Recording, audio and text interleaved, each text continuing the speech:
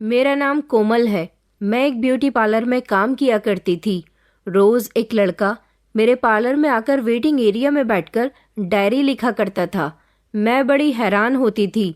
वो रोज वहां बैठकर मुझे घूर घूर कर देखता था। मैं उसकी शिकायत किसी से कर भी नहीं सकती थी, क्योंकि वो सिर्फ मुझे देखता था, कुछ कहता या फिर कोई ऐसी हरकत नहीं करता था जिसकी वजह से मुझे कोई प्रॉब्लम हो।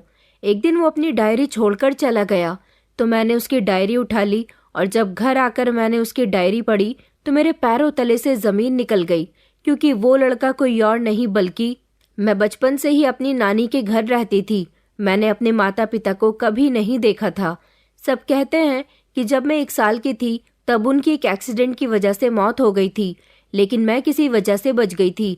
तब मेरे नाना नानी मुझे अपने घर लेकर आ गए थे। मैं उनके घर पर ही उनके साथ रहती थी। उन्होंने मुझे पाल पोस कर बड़ा कर दिया था, लेकिन एक एक करके मेरे नाना और नानी की भी मौत हो गई। मैं 4 साल की थी। उसके बाद मेरी जिम्मेदारी मेरे मामा ने उठा ली। वहां पर मेरी भाभी का भाई भी रहता था। मेरी भाभी अपने 6 साल के भाई को दहेज में लेकर आई थी। मेरे 4 साल के होने के बाद मेरी जिम्मेदारी मेरे मामा मामी ने उठा ली थी। दिन इसी तरह से गुजरते चले गए। मामी के भाई के साथ मेरी दोस्ती अच्छी हो गई थी। सुना था कि मामी के माता पिता इस दुनिया में नहीं है। जब उनकी शादी मामा के साथ हुई तो वो अपने साथ अपने भाई को लेकर आ गई थी और मेरे मामा ने उसको पालने की जिम्मेदारी उठाई थी। मेरी मामी की उम्र ज्यादा नहीं थी, वो सिर्फ 17 साल की थी। मेरे मामा ने मामी को बेसहारा होने के डर से एक्सेप्ट कर लिया था। उन्हें लगा कि वो उनको सहारा दे सकते थे, क्योंकि उनके माता पिता इस दुनिया में नहीं है।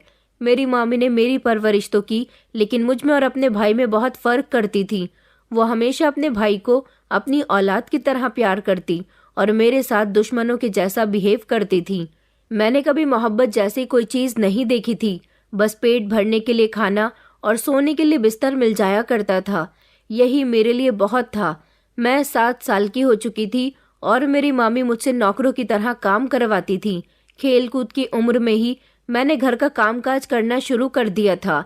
झाड़ू पोछा बर्तन खाना बनाना सब कुछ मैं करने लगी थी, और इसके अलावा मामी जो भी मुझसे काम कहती वो सब काम मुझे करने पड़ते थे।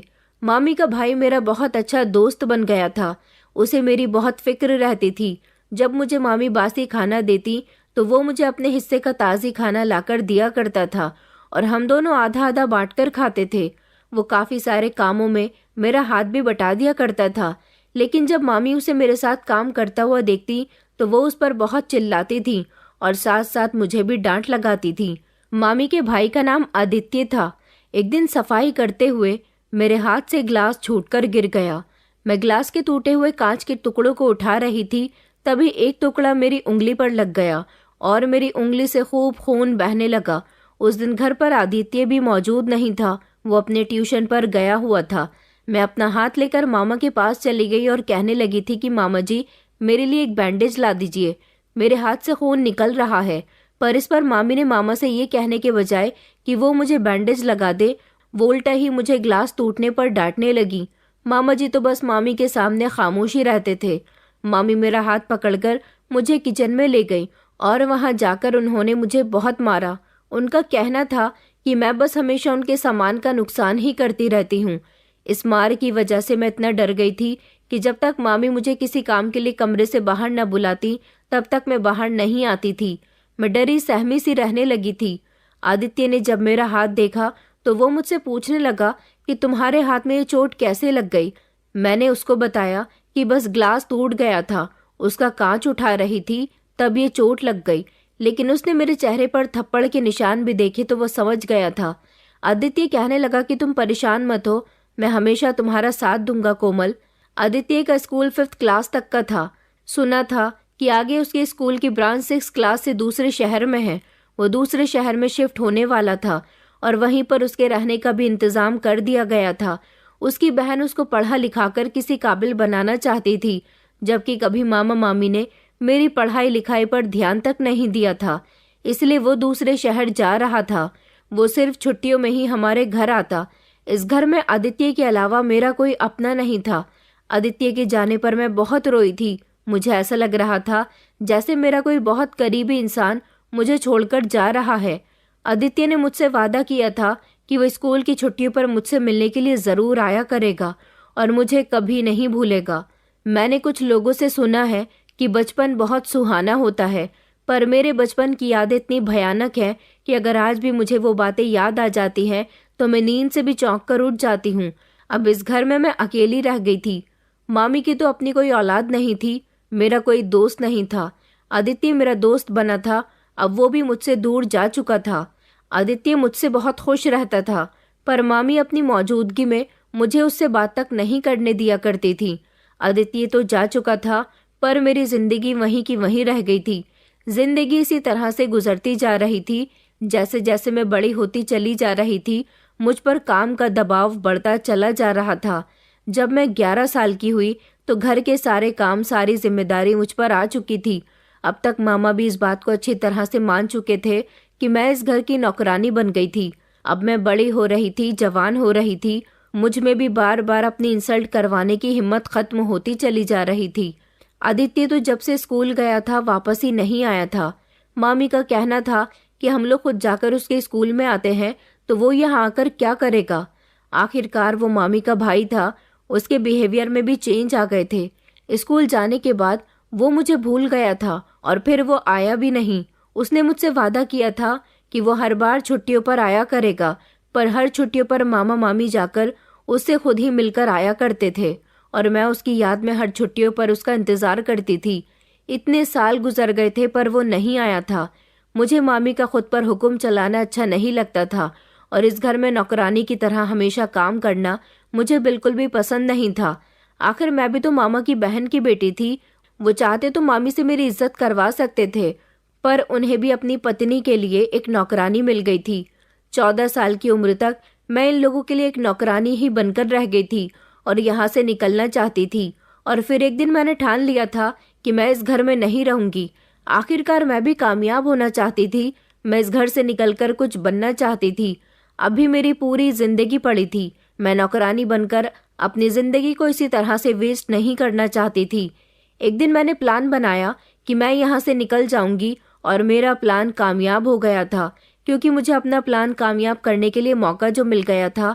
मामा मामी किसी फंक्शन में जा रहे थे और घर की सारी जिम्मेदारी मुझ पर छोड़ कर गए थे। वो वैसे भी जहाँ जाते थे मुझे घर पर अकेला ही छोड़ कर जाते थे, घर का ध्यान रखने के लिए। लेकिन आज मैंने सोच लिया था कि मैं इस घर को छोड़कर हमेशा हमेशा के लिए चली जाऊंगी। मामा मामी तो किसी की शादी में चले गए थे और कह गए थे कि घर का दरवाजा अंदर से बंद कर लेना, ध्यान रखना घर में कोई घुस न जाए। मैं इन लोगों से तंग आ चुकी थी और आज ही मुझे बहुत अच्छा मौका मिला था कि मैं इन सब से आज़ादी हासिल कर सकूं। तो मैंने घर का दरवाज़ा खोला और दरवाजे को ताला लगाकर चाबी मैंने गेट की साइड पर ही रख दी थी। जब मैंने आँख खोली थी तब मैंने खुद को इस घर में ही पाया था, क्योंकि मुझे इस घर में मेरे नाना नानी लेकर आए थे और उन लोगों ने मुझे बहुत प्यार दिया था। जब वो लोग मुझे छोड़कर चले गए तो मैं मामा मामी के सहारे पर रह गई और इन लोगों ने मेरी जिंदगी को दुश्वार करके रख दिया। मुझे अब आज़ादी चाहिए थी। मेरी आंखों में आंसू थे और नाना नानी की बहुत याद आ रही थी। मैं ताला लगाकर चाबी साइड पर रखकर आगे बढ़ गई और पीछे पलटकर घर को नहीं देखा। ये घर छोड़ते हुए मुझे बहुत तकलीफ हो रही थी, मगर इस घर से कभी मुझे इज्जत नहीं मिल पाई थी, प्यार नहीं मिल पाया था, जिसकी मैं हमेशा तलबगार थी। अगर आज मैं यहाँ से नहीं गई तो जिंदगी भर यहाँ रहकर तकलीफ भरी जिंदगी गुजारती रहूंगी। वहां से निकलकर मैं सीधी स्टेशन पर चली गई थी। पता नहीं कौन सी ट्रेन में बैठ गई थी और कहाँ जाकर उतर गई थी। मैं जगह के नाम भी नहीं जानती थी, क्योंकि मैं घर से कभी निकली ही नहीं थी। बस कभी कभी अपने मोहल्ले की दुकान से ही मामी के कहने पर कुछ खाने पीने का सामान लेने के लिए चली जाती थी। बस मैंने इतनी ही बाहर की दुनिया देखी हुई थी। मेरे पास कुछ पैसे थे जो कभी कभी मामा मुझे मामी से छुपकर दे दिया करते थे, पर कभी मैंने इन पैसों को खर्च नहीं किया था, इसलिए वो पैसे मेरे ही पास रखे थे। इन पैसों से मैंने ट्रेन का एक टिकट खरीद लिया था और इस शहर से भी दूर निकल आई थी। नया शहर बहुत बड़ा था, पर ना तो मुझे इस शहर का नाम पता था और ना ही कोई ठिकाना था। मैं सुबह सवेरे ही इस शहर में उतरी थी। इस शहर में उतरकर बस मैं चलती हुई चली जा रही थी। मुझे बहुत भूख लग रही थी। रात को मुझे एक अनाथ आश्रम दिखाई दिया और मैं उस अनाथ आश्रम के अंदर चली गई। अनाथ आश्रम के अंदर जाने के बाद वहां मैंने देखा कि बहुत सारे बच्चे मौजूद थे। मैं अंदर गई तो वहां के बच्चे मेरे इर्द गिर्द जमा हो गए और कहने लगे कि तुम कौन हो, कहाँ से आई हो। इतने सारे बच्चों को देखकर मैं घबरा गई थी और मैंने उनको अपने बारे में सब कुछ बता दिया कि मेरे साथ अब तक क्या होता आया है और मैं यहाँ पर किस तरह से पहुंच गई। वैसे भी ये सरकारी अनाथ आश्रम था, यहाँ पर बच्चों की अच्छी तरह से देखभाल की जाती थी। वहाँ की वार्डन ने मेरा नाम ऐड कर दिया था। मैंने उनको बता दिया था कि मैं भी अनाथ हूँ और इस आश्रम की मुझे ज़रूरत है। मैं उन लोगों के साथ रहने लगी। मेरा भी नाम वहाँ पर ऐड हो गया था। कुछ साल मैंने वहीं पर गुजार दिए। मैं वहाँ पर कुकिंग किया करती थी। वहाँ की वार्डन को मेरे हाथ की कुकिंग बहुत पसंद आई थी, इसलिए उन्होंने मुझे वहाँ पर बच्चों के लिए खाना बनाने पर रख लिया था। धीरे धीरे इसी तरह से काफ़ी साल गुजरते चले गए और मैं अनाथ आश्रम में ही खाना बनाया करती थी।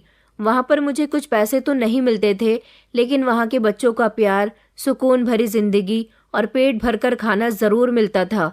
मैं 18 साल की हो गई थी। मैं देखने में अब एक सेहतमंद और जवान लड़की बन गई थी, जबकि मामा जी के घर पर मुझे बचा हुआ खाना दिया जाता था। यहाँ आश्रम पर खाने के साथ साथ मुझे खाना बनाने की सैलरी भी दी जाती थी। यहाँ पर मैं इन बच्चों के साथ बहुत खुश थी, क्योंकि यहाँ पर मुझे आज़ादी मिली हुई थी। तभी तो मेरे इतने साल यहाँ पर हंसी खुशी किस तरह से गुजर गए, मुझे कुछ पता ही नहीं चला। मैंने दिल लगाकर यहाँ के आश्रम को संभाला हुआ था, लेकिन आखिर मैं कब तक इस आश्रम में काम कर सकती थी। मुझे अपना भी कुछ अलग से बिजनेस करना था, क्योंकि मेरा इस दुनिया में कोई नहीं था। मैंने आश्रम की वार्डन से बात की और कहा कि मुझे कोई नौकरी दिलवा दो। वार्डन ने कहा कि बेटा, तुम्हारे हाथ में कोई हुनर नहीं है, मैं तुम्हें कैसे कोई नौकरी दिलवा सकती हूँ।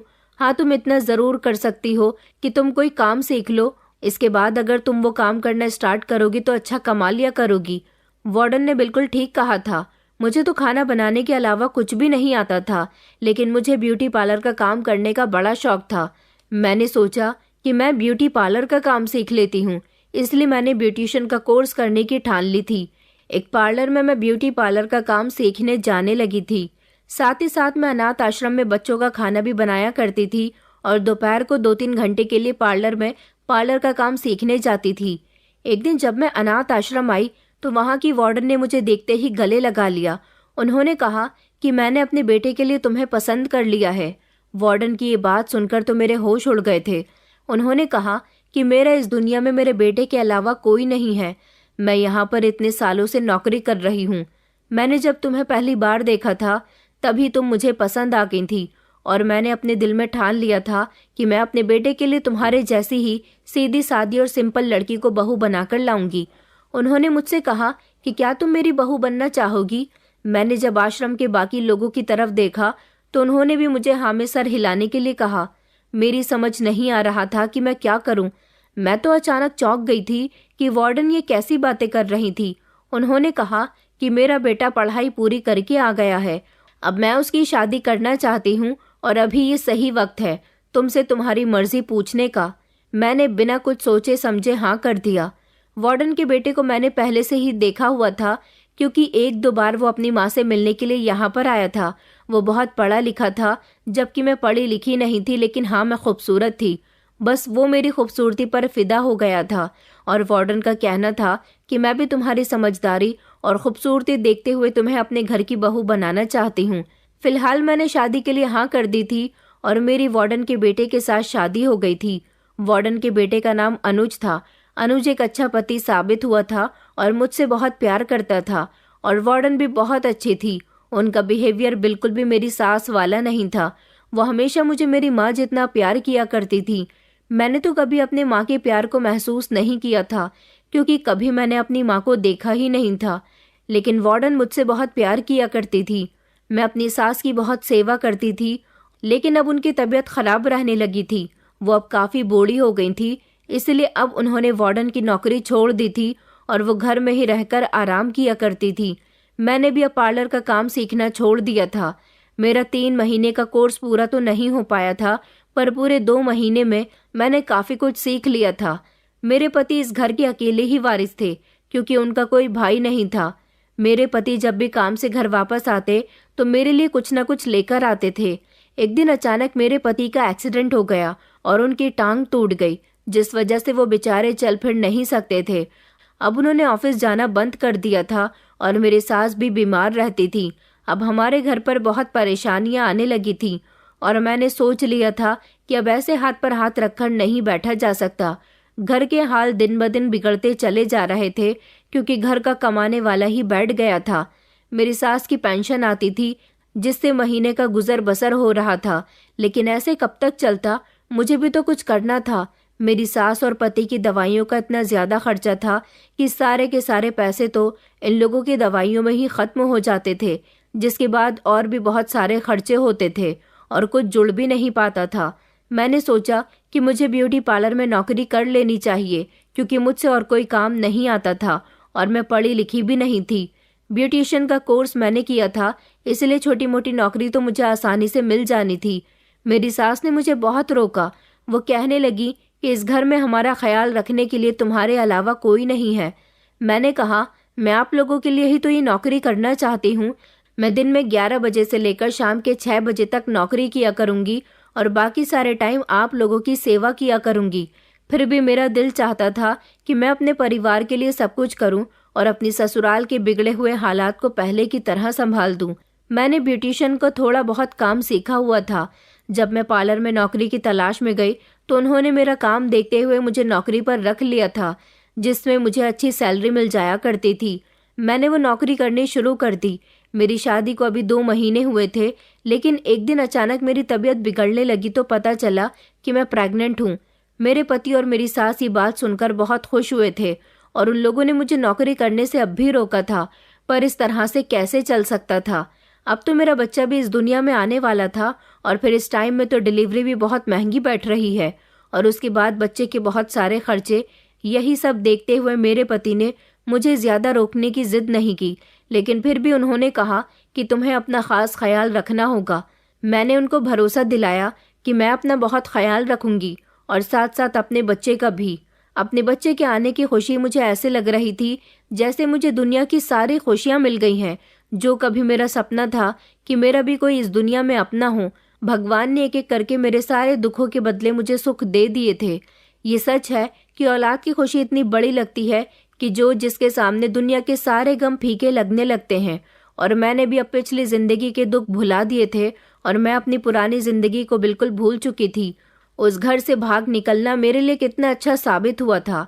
मैं प्रेग्नेंट थी, पार्लर में काम के साथ साथ मैं घर के भी सारे काम किया करती थी।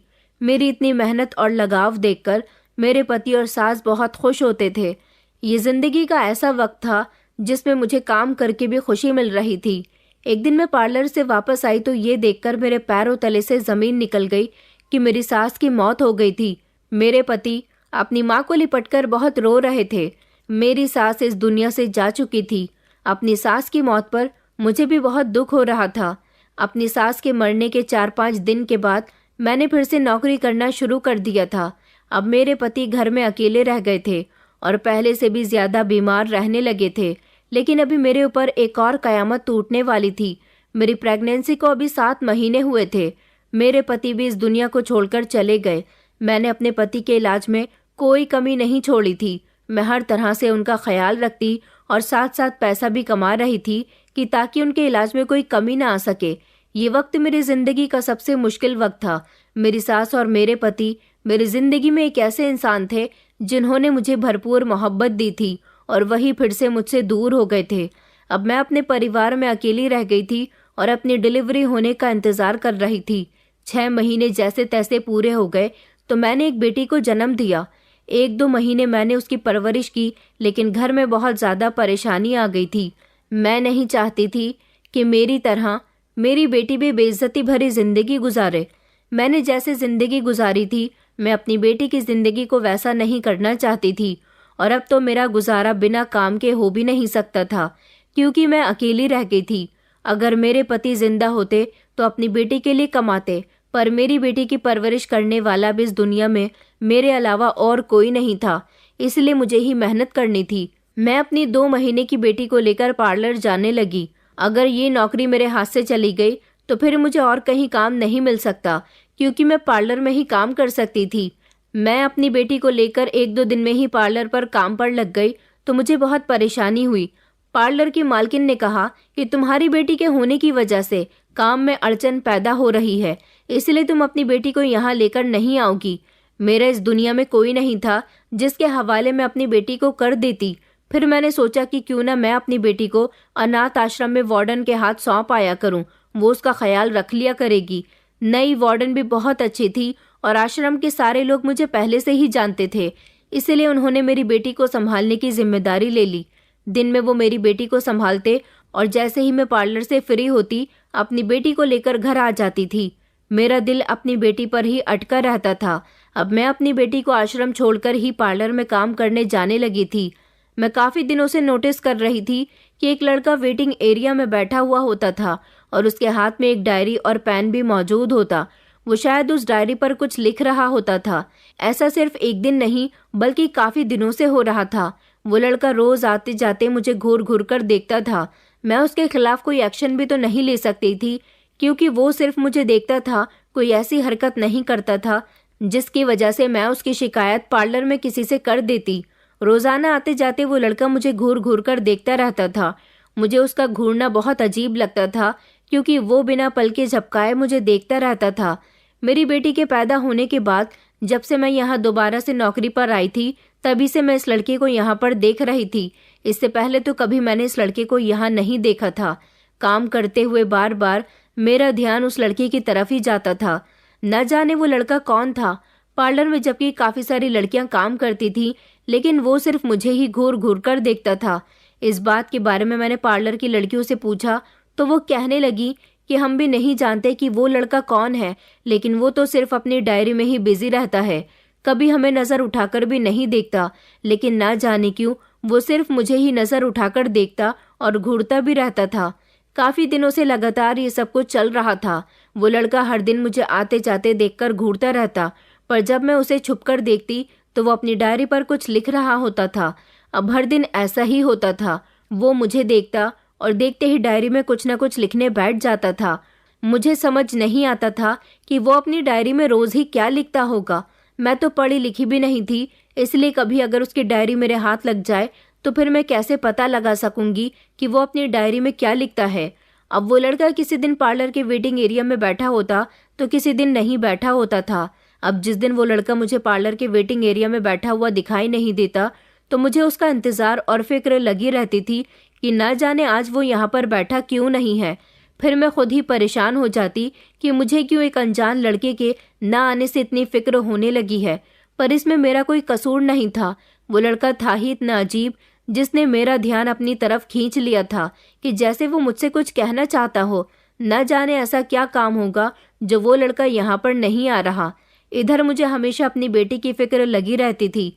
एक दिन जब मैं पार्लर से घर जा रही थी तो मैंने देखा कि वो लड़का जिस सीट पर बैठा था वहां पर वो लड़का तो मौजूद नहीं था, पर उसकी डायरी वहीं पर मौजूद थी। मैंने इधर उधर देखा तो वो मुझे कहीं नजर नहीं आया। मैंने उसकी डायरी उठा ली और मैं उसे लेकर अपने घर आ गई। मैंने डायरी को पढ़ने की कोशिश की, पर मेरी कुछ भी समझ नहीं आया, क्योंकि मैं पढ़ी लिखी नहीं थी। मैंने सोच लिया था कि मैं इस डायरी के बारे में जानकर ही रहूंगी कि इसमें क्या लिखा हुआ है। इसलिए मैंने ठान लिया कि कल जब मैं पार्लर से छुट्टी पर घर जाते टाइम अपनी बेटी को लेने के लिए जाऊंगी तब वार्डन से कहूंगी कि वो मुझे डायरी पढ़कर सुना दे। मैंने जब वार्डन को डायरी पढ़ने के लिए दी और उन्होंने मुझे पढ़कर सुनाई तो मेरे होश उड़ गए थे। ये सब कुछ क्या हो रहा था और इसमें क्या लिखा हुआ है? उस डायरी में काफी कुछ लिखा हुआ था, लेकिन मैं अपनी इस कहानी में आपको उस डायरी के सारे पन्नों की दास्तां तो नहीं सुना सकती, पर जो कुछ मेरे लिए लिखा हुआ था वो जरूर बता सकती हूँ। उस लड़की ने आखिर मेरे बारे में ऐसा क्यों लिखा था? आखिर इसका मेरे साथ ऐसा कौन सा ताल्लुक था? मेरे तो कोई आगे था ना ही कोई पीछे था। फिर किस तरह से मुझ पर यह कयामत टूट पड़ी थी? मेरे होश उड़ गए और मैं डायरी और अपनी बेटी को लेकर अनाथ आश्रम से अपनी आंखों में आंसू लिए हुए अपने घर को वापस आ गई थी। बार बार मेरे दिमाग में इस डायरी में लिखी हुई बातें घूम रही थी। उस डायरी में मेरे नाम के साथ लिखा हुआ था कि इस पार्लर में जो लड़की काम करती है उसका नाम कोमल है। इस लड़की ने मेरी जिंदगी बर्बाद कर दी थी। मैं तुम्हें हमेशा याद करता हूँ और तुम मुझे एक दिन छोड़कर चली गई थी। आखिरकार ये लड़का कौन था? अपने पति के अलावा मैंने कभी किसी लड़के की तरफ नजर उठाकर देखा तक नहीं था। फिर ये लड़का इतने कॉन्फिडेंस के साथ कैसे कह सकता था कि मैंने इसे धोखा दिया और मैं इसको छोड़कर चली गई थी। मेरे दिमाग में बस यही सब कुछ घूम रहा था और समझ नहीं आ रहा था कि ये लड़का ऐसी बातें क्यों कर रहा है। और ये तो पक्का था कि इसने मेरे बारे में ही लिखा था, क्योंकि मेरा नाम ही कोमल था और मैं ही उस पार्लर में काम करती थी। मैं परेशान हो गई थी और अब मुझे इस लड़के की तलाश थी कि आखिर उसने मेरे बारे में डायरी में ये सब कुछ क्यों लिखा हुआ था। आखिर वो क्या चाहता था? क्या वो मुझे पहले से जानता था? मगर मैंने उसे जब से देखा था मुझे तो कहीं से कहीं तक नहीं लगा कि मैं उसको जानती हूँ। इस बारे में सोच सोच कर मेरा चैन और सुकून बिल्कुल खत्म हो गया था। बस मुझे हमेशा इस लड़के की ही तलाश रहती थी। वो लड़का अपनी डायरी छोड़कर जा चुका था। मुझे लगा था कि शायद वो अपनी डायरी वहां पर छोड़कर चला गया है या फिर भूल गया है, तो ज़रूर वो अपनी डायरी लेने के लिए पार्लर के वेटिंग एरिया में आएगा। मैं रोज़ उसका इंतज़ार करती थी कि वो ज़रूर अपनी डायरी लेने के लिए आएगा, पर मुझे तो वो कहीं नज़र नहीं आता था। इसी तरह से लगभग 1 महीना हो गया था और उसकी डायरी मेरे पास ही रखी हुई थी। वो अपनी डायरी की तलाश के लिए आया ही नहीं था। अब मैंने उस लड़की की तलाश करनी छोड़ दी थी और मैं यही सोच रही थी कि एक न एक दिन वो मुझे ज़रूर मिल जाएगा। मिलते ही मैं उससे ज़रूर सवाल करूंगी कि तुम कौन हो और तुमने अपनी डायरी में मेरे बारे में ये सब कुछ क्यों लिखा हुआ है। फिर कई महीनों के इंतज़ार और तलाश के बाद एक दिन वो लड़का मुझे पार्लर के बाहर खड़े हुए दिखाई दे गया था। मैंने उसे देखते ही पहचान लिया था। मैं पार्लर ऑटो में जाती थी। मैं ऑटो से उतरी ही थी, तभी मेरी नज़र पार्लर के दरवाजे पर खड़े हुए उस लड़के पर चली गई थी। उसके करीब जाने के लिए जल्दी से मैंने ऑटो वाले को पैसे दिए और मैं पार्लर की तरफ जाने लगी। शायद उस लड़के ने मुझे देख लिया था। मुझे देखते ही वो लड़का फौरन पार्लर के अंदर घुसा और सीढ़ियां चलकर ऊपर की तरफ जाने लगा। मैं जल्दी से भागकर ऊपर की तरफ गई और जहां पर सीढ़ियां खत्म हो गई थी वहां पर वो रुक गया और नज़र झुकाकर खड़ा हो गया। मैं जल्दी से उसके करीब गई और मैंने उससे कहा कि अब तुम्हें भागने की कोई ज़रूरत नहीं है, और कहा कि आज तुम्हें बताना ही होगा कि तुमने अपनी डायरी में मेरे बारे में ये सब कुछ क्यों लिखा है, कि मैं तुम्हें धोखा देकर तुम्हें छोड़कर आ गई थी। आखिर तुम कौन हो? मैं तुम्हारे बारे में जानना चाहती हूँ, और तुम क्यों मुझे घूर घूर कर यहाँ बैठकर देखा करते थे। उसने मुझे देखकर कहा कि मैं तो तुम्हें यहाँ पहली नज़र देखते ही पहचान गया था, पर क्या तुम मुझे नहीं पहचान सकी कि मैं कौन हूँ? मैं कन्फ्यूज़न में आ गई थी और सोचने लगी कि मैं तो ऐसी शक्ल वाले किसी इंसान को नहीं जानती। उसने मुझे शुरू से लेकर अब तक की पूरी कहानी बताई, जिसे सुनकर मेरे पैरों तले से ज़मीन निकल गई थी। वो लड़का कोई और नहीं बल्कि आदित्य था। आदित्य, जो मेरा बचपन का दोस्त था और मेरी मामी का भाई था। उसे देखते ही मेरी आंखों में एक चमक सी आ गई थी, लेकिन कहीं न कहीं मैं उससे नाराज़ थी, क्योंकि वो जब मुझे छोड़कर जा रहा था तो उसने वादा किया था कि वो मुझसे मिलने के लिए ज़रूर आएगा, पर जब वो गया तो फिर कभी वापस लौटकर नहीं आया। मैंने उसको जब ये बात बताई तो उसकी भी आंखों में आंसू आ गए थे। उसने कहा कि मैं तुमसे मिलने के लिए आने वाला था। मेरी दीदी को ये बात अच्छी तरह से पता थी कि मैं तुमसे बहुत हमदर्दी रखता हूँ। जब मेरी छुट्टियों के दिन आते और मेरे घर आने का टाइम होने वाला होता तो मेरी दीदी और जीजा जी खुद ही मुझसे मिलने के लिए हॉस्टल आ जाते थे। उन लोगों ने मुझे मौका ही नहीं दिया मिलने का और ना ही कभी घर आने का। लेकिन एक दिन मुझे पता चला कि तुम घर से भाग गई हो। मैं ये सुनकर बेचैन हो गया था कि ज़रूर मेरी दीदी ने तुम्हारा जीना दुश्वार कर दिया होगा और इन्हीं परेशानियों से तंग आकर तुम उनके घर से भाग गई हो। दीदी और जीजा जी ने तुम्हें ढूंढने की कोई कोशिश नहीं की, जबकि जीजा जी का कहना था कि वो पुलिस में जाकर रिपोर्ट करवा देते हैं। लेकिन दीदी ने कहा कि कोई ज़रूरत नहीं है, चली गई है तो जाने दो। उन्हें तुम्हारे जाने से कोई फ़र्क नहीं पड़ा था। मुझे भी यही लगा कि अच्छा हुआ तुमने उस घर को छोड़ने का फैसला कर दिया। वैसे भी वहाँ तुम्हारा था ही कौन, और तुम्हारे साथ वहाँ पर जुल्म ही तो होते आए थे, और आगे आने वाली ज़िंदगी में भी तुम्हारे साथ यही सब कुछ होना था।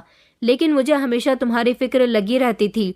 न जाने तुम कहाँ पर होगी, कैसी होगी। मेरे दिल में हमेशा तुमसे मिलने की तमन्ना जागती रहती थी, पर मेरी दीदी ने कभी मुझे तुमसे मिलने ही नहीं दिया। उनका इरादा कोई मुझे अच्छी शिक्षा देने का नहीं था, बल्कि उनका इरादा मुझे तुमसे दूर करने का था, जिसमें वो कामयाब हो गई थी। आदित्य ने बताया कि 2 साल पहले दीदी और जीजा जी के घर में भयानक आग लग गई, जिसमें दीदी और जीजा जी दोनों ही जलकर राख हो गए। उन दोनों का इलाज काफी दिनों तक चलता रहा, पर वो दोनों नहीं बच सके। उनको उनके किए की सजा मिल गई, क्योंकि उनका ख्याल रखने वाला कोई नहीं था, उनकी तबीयत पूछने वाला भी कोई नहीं था।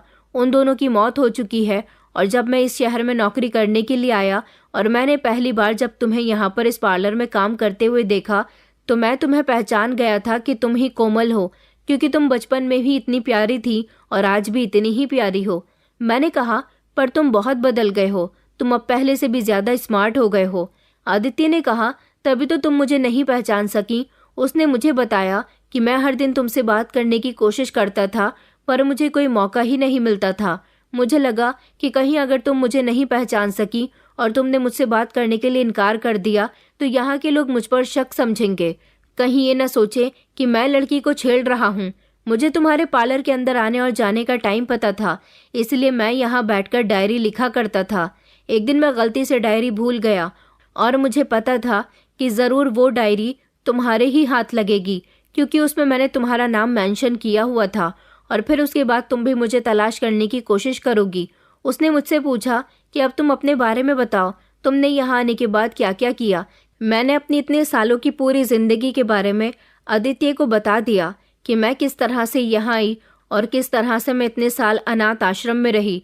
उसके बाद मेरी शादी हो गई और मेरी सास और पति की किस तरह से मौत हो गई और अब मेरी एक बेटी भी है। आदित्य ने कहा कि मेरे इस दुनिया में कोई नहीं है, एक दीदी और जीजा जी ही थे, वो भी इस दुनिया से जा चुके हैं।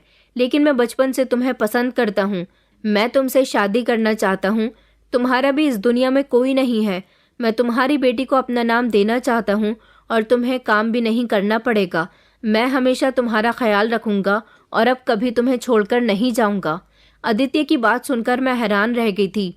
उसने कहा कि मैं तुमसे इतने दिनों से बातचीत करने से डरता रहा, पर मैंने सोच लिया था कि जैसे ही तुम मुझे पहचान जाओगी मैं फौरन ही तुमसे अपनी पसंद का इजहार कर दूंगा और बता दूंगा कि मैं तुमसे कितना प्यार करता हूँ। तब मुझे पता भी नहीं था कि तुम पहले से ही शादीशुदा हो। आज भी मुझे तुम्हारा इंतज़ार है, मैंने तुम्हारा बहुत इंतज़ार किया। अब जब तुम मुझे मिल गई हो तो प्लीज़ मुझसे शादी कर लो। मैं तुम्हारी बेटी को अपनी बेटी समझकर उसकी परवरिश करूंगा, कभी तुम्हारी बेटी में कोई फ़र्क नहीं करूंगा, क्योंकि मैं नहीं चाहता कि जिस तरह से अनाथों वाली ज़िंदगी हम दोनों ने गुजारी है उसी तरह की ज़िंदगी तुम्हारी औलाद या फिर मेरी औलाद भी गुजारे।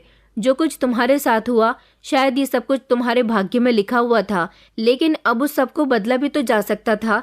जिंदगी और मौत किसी के बस में नहीं है, और अगर आज भी तुम्हें मेरी बातें झूठी लगती हैं तो तुम जैसा चाहे वैसा कर सकती हो। मैं तुमसे कभी जिद नहीं करूंगा। मैं सच्चे दिल से तुम्हारी बेटी को पिता का प्यार देना चाहता हूँ, उसके खातिर तुम मुझसे शादी कर लो। मुझे आदित्य की ये सारी बातें बड़ी अजीब लग रही थी। क्या ऐसा भी हो सकता है? मैंने तो कभी ऐसा सोचा भी नहीं था, लेकिन अपनी बेटी के बारे में सोचते हुए मैंने यही फैसला किया कि मुझे आदित्य से शादी कर लेनी चाहिए, क्योंकि जिंदगी मुझे एक बार फिर से दोबारा जिंदगी को जीने का मौका दे रही थी और मैंने ये मौका अपने हाथ से नहीं जाने दिया, सिर्फ अपनी बेटी की खातिर।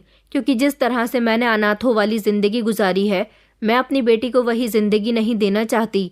यही सब सोचते हुए मैंने आदित्य के साथ शादी कर ली। आदित्य ने जैसा कहा था वैसा करके दिखाया था। उसने मेरी बेटी में कभी फर्क नहीं समझा, हमेशा मेरी बेटी को अपनी बेटी समझकर उसकी परवरिश की। आज मेरी बेटी 7 साल की हो गई। मैं आज भी अपनी बेटी और आदित्य के साथ बहुत खुश हूँ, लेकिन अफसोस की बात यह है कि आदित्य और मेरी कोई औलाद नहीं हो सकी। आदित्य ने हर काम में मेरा साथ दिया। उन्होंने मेरी पार्लर वाली नौकरी भी छुड़वा दी और खुद ने एक अच्छी नौकरी की। मुझे और मेरी बेटी को एक अच्छी जिंदगी देने के लिए आज मैं अपने पति और बेटी के साथ बहुत खुश रहती हूँ, और कभी मुझे अपना बीता हुआ कल याद आता है तो मेरी आंखों से आंसू निकल आते हैं। भगवान ऐसा किसी के बच्चे के साथ ना करे जैसा हमारे साथ हुआ था। किसी का बच्चा अनाथ ना हो, क्योंकि जो परवरिश अपनी औलाद की अपने माता पिता कर लेते हैं वो कोई दूसरा नहीं करता। दोस्तों, उम्मीद करती हूँ आपको हमारी कहानी पसंद आई होगी। कहानी पसंद आई है तो वीडियो को लाइक करें, चैनल पर नए हैं तो चैनल को सब्सक्राइब करें, और हाँ, नोटिफिकेशन बेल को ज़रूर दबाएं ताकि अगली अपडेट सबसे पहले आपको मिले।